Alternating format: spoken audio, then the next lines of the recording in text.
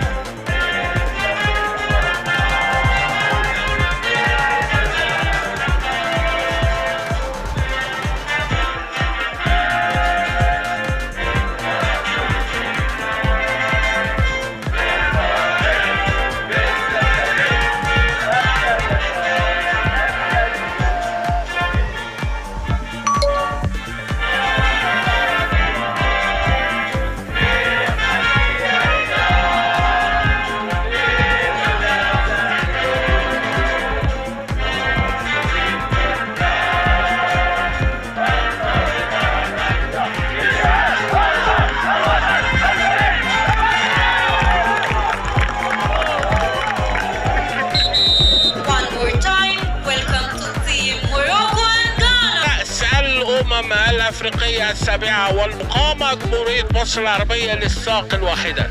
النهارده يعتبر يوم تاريخي لعشاق الساق الواحدة اللي يمكن ما كانش حد يعرف عنهم حاجة قبل ما تتلعب هذه البطولة، وإن كان في 6 أندية في مصر فقط، ونتمنى إنها تزيد الأندية، ونتمنى ان اللعبه دي تاخد حقها زي باقي الالعاب، وبخاصه الالعاب الموجوده البارالمبيه، واللجنه البارالمبيه تشرف حاليا على هذه اللعبه. نتمنى ان يكون لهم اتحاد ان شاء الله. اللقاء النهائي اليوم اقوى فريقين فعلا في هذه البطوله، المغرب وغانا، مباراه هامه جدا. ادي قدامنا حكام المباراه الخمسه وكباتن الفريقين موجودين كانوا.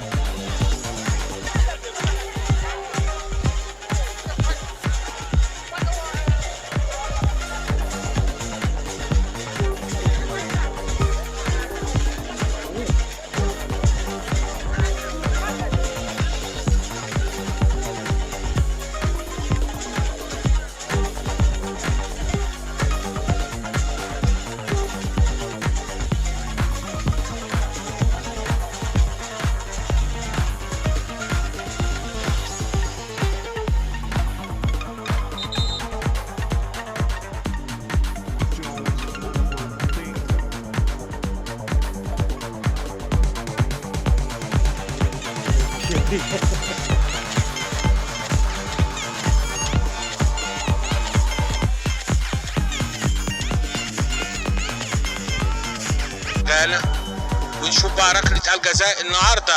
عبد الرؤوف وشن احسن لاعب في الجزائر ضيع ركلة جزاء. هنشوف مبارك هيعمل ايه. مبارك هو ويوسف إجلال، مبارك وإجلال والصفارة وجول. دقيقة 44 بيسجل على طول هدف مبارك محمد. سجل ده هدفه السابع في البطولة، ده هدفه السابع في البطولة من ركلة جزاء. واحد من هدافين البطولة اهي تتعاد مرة تانية وبيسجل جوه جول محمد مبارك او مبارك محمد.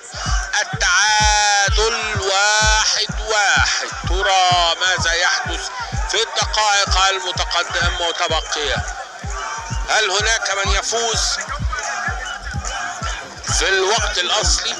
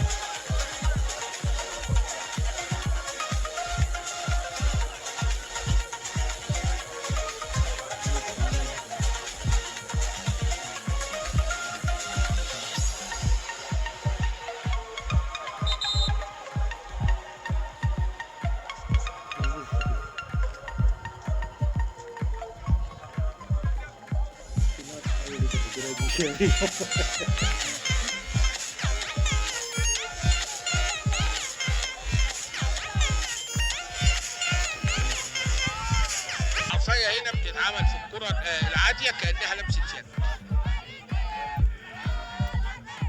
وبيحسب ال6 ياردة باول سوسك.